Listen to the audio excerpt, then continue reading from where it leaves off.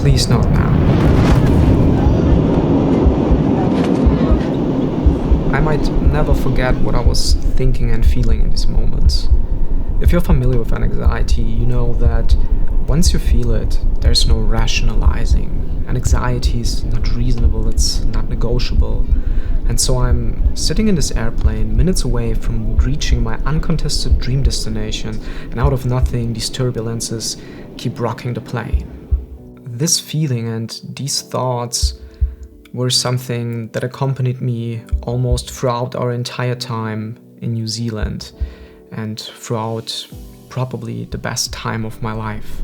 And I mean, you can guess it, everything went good and right. I'm sitting here in front of you, so these turbulences probably also have not been as bad as they have been playing out in my head back then, but I'll get to this. And it's been almost 2 years now, which is just crazy to me.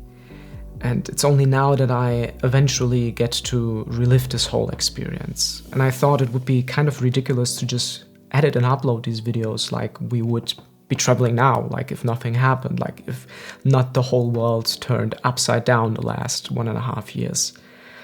So I want to try and do something else.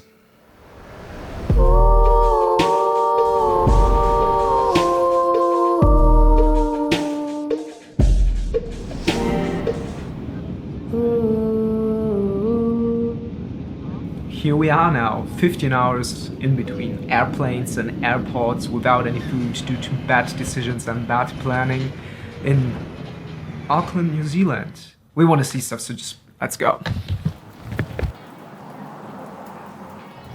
Rain, clouds, cold.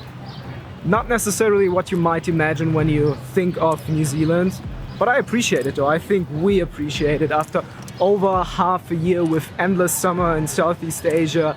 I appreciate long clothes, warm clothes. I even appreciate the rain. This is like such a dream experience, and I can still not really believe that we're still here. You maybe know that feeling when you're flying and suddenly you're in a whole nother country, in a whole nother world. And after all the time in Asia, it's... You can tell, no matter how shitful the weather was, I was genuinely excited to be there. I don't know why or for what, but looking back at this, I know that it's just the excitement of travel, the excitement of arriving at a new place, something just so essential to traveling. I miss that. Auckland, well, it pretty much feels like another big city to me, though I think we appreciate very much the Westerners here. If you ever spend longer time in another country, like all the things that are exciting in that country, for instance in Asia, you know that everything's very unstructured or unorganized or organized in another way, after a time might get very frustrating and nerve-wracking. At least that was how I felt. At this point, we've been traveling for well over a year, and I'm fascinated by how bluntly stupid and clueless I seemed to be. So on the one hand, I'm complaining about nothing but just a late culture shock, which basically comes from being exhausted from continuously trying to, on the one hand, effortlessly, on the other hand, confidently navigate yourself through a foreign culture, which just is hard if you've never really been exposed to other cultures growing up. And on the other hand, what I'm criticizing, or kind of criticizing, is that flexible lifestyle Asian cultures so very often have probably is coming from or is rooted in Western intervention. Or to put it into simple words, in colonialism. If your society seems to be constantly changing because of external forces, forcing it to, you just do better by adapting to it with a more flexible lifestyle, where in comparison, when your society experiences more stable eras, you tend to have a more scheduled approach to it, if that makes any sense. And it just strikes me how unaware I was and how confident I was in being aware, just because I've been a traveler and I've seen things and experienced things, but kind of strikes me seeing that.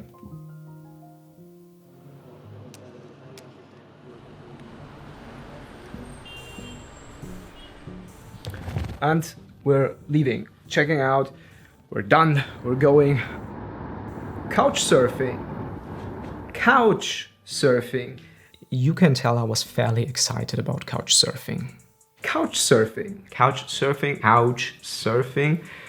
Couchsurfing. I think that looks way better than any hotel or hostel room. It just feels more like home. If, by the way, everything is blurred out, that means that I cannot show you this because I didn't ask our host if it's fine. So I honestly do not remember if I asked. If I did not, sorry. Who's there? Hello. How are you enjoying our first couchsurfing? Why are you running from me? I like it. You enjoying it? Yeah. You like our host? Yeah. Couchsurfing was a unique concept where you could find a host worldwide and stay with them for free, and you would pay, that was the idea, by exchanging with each other and learning from each other. And then 2020 came along, and then a paywall with that came along, and people did not really like it, and I do not really know where couchsurfing stands today.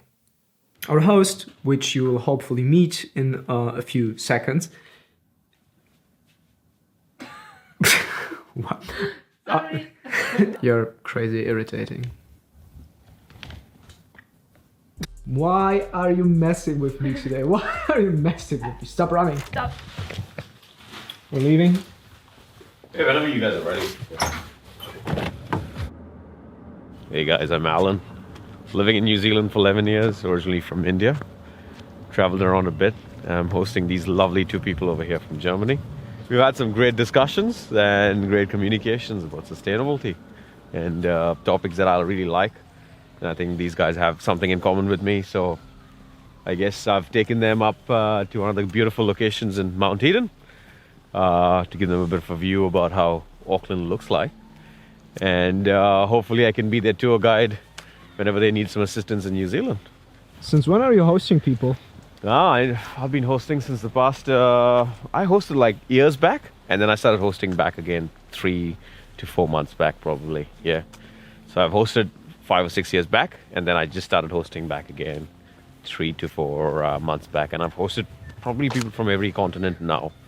But I've hosted people from Norway, South America, Brazil, Argentina, Belgium, France definitely, Germany, yes, India, Pakistan, Nepal, Sri Lanka, Taiwan, China, mainland China, Japan. So I've hosted a wide range of people from different parts of the world.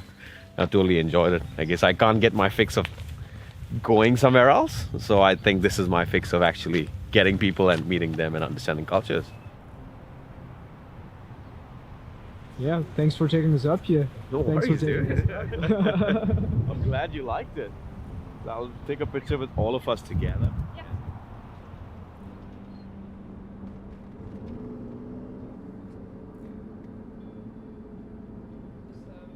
For the longest time we've been traveling, I was fairly reluctant to engage with this whole concept, to try out couchsurfing basically, just because I tend to need time for myself. I tend to lock myself in or out, however you want to see it.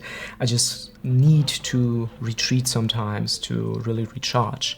And this might sound stupid, but as much as I enjoy hanging out with people and exchanging with people, it also exhausts me. And so my thinking kind of was that couchsurfing seemed to kind of demand a certain kind of reciprocity that I did not feel able, or I did not feel ready to actually give or provide. And my thinking kind of went, do I really want to make my place of retreat simultaneously a place of exhaustion? But all these potential thoughts and fears and doubts eventually never prove themselves to be true. I am so sorry.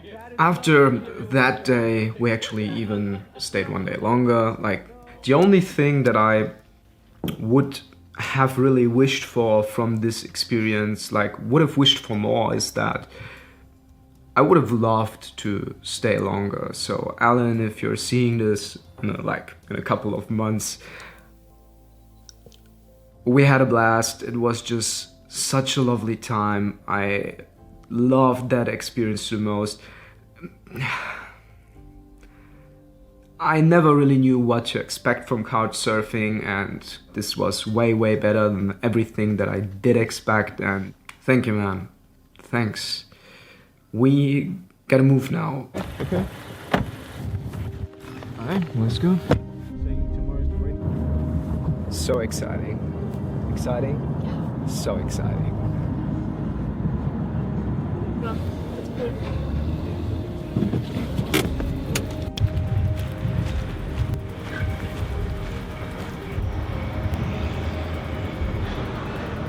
Woo! Oh my. Hi, how are you? Brendan, Wojtek. nice to meet you. Hi, nice to meet you too. So Escape Campervans was founded in 2003 by 3 surfing mates who had travelled the world, done a lot of backpacking, and then decided that they understood what backpacker travellers sort of want, and I think they nailed it.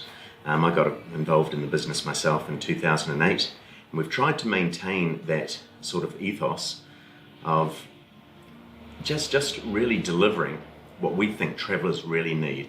You know, we think that if you need a microwave and DVD players and all that kind of stuff, you're not doing it right. What we offer is just a really honest, solid, reliable, easy to drive camper van. It's really comfortable, it's got a really large bed, you know, the sleep is very important. The transport is very important. We use mostly Toyota and Nissans, which are hugely reliable. And then we just try to zhuzh it up a bit with some very cool artwork, and we use a number of New Zealand's leading graffiti artists to make every van quite individual. Our average length of hire is, you know, well over 20 days. So people, you know, use our vans to really explore New Zealand, to get off the beaten track. And we encourage them to do so. We're one of the few backpacker campervan companies whose insurance policy covers you for all roads on New Zealand, even those unsealed ones, which is really important. There's about 30% of the roads in New Zealand are unsealed. So we want you to go find that secluded camping spot and that isolated beach somewhere, and we encourage you to do that. We encourage you to camp very responsibly as well, and that's why the majority of our vans are also certified self-contained. It's a really good formula. It works extremely well for us here in New Zealand, and it's also working up in the US. So that's a sister company of ours that we're really proud of, and look, we're really proud of our country and what it is that we do. You know, we're all backpacker travellers, so we get it. Nope. Not used to driving manual. Oh, it's happening! Okay. Is it weird that I want to film myself while driving all the time? I need that moment captured and documented. I'm just so fucking happy and excited right now. New Zealand. Oh yeah. Hey, it's me again. Oh, trying to find Kat. She bought a sweater for me, but she just keeps running around. Seriously, I don't even know where I'm going. Yeah. Where am I? That's the shop where I dropped her off. But where is she? There you are. Found you. Alright, let's go. This series is a chance for me to look back at the most incredible time I had in my life, while being at a point where I don't know what comes next.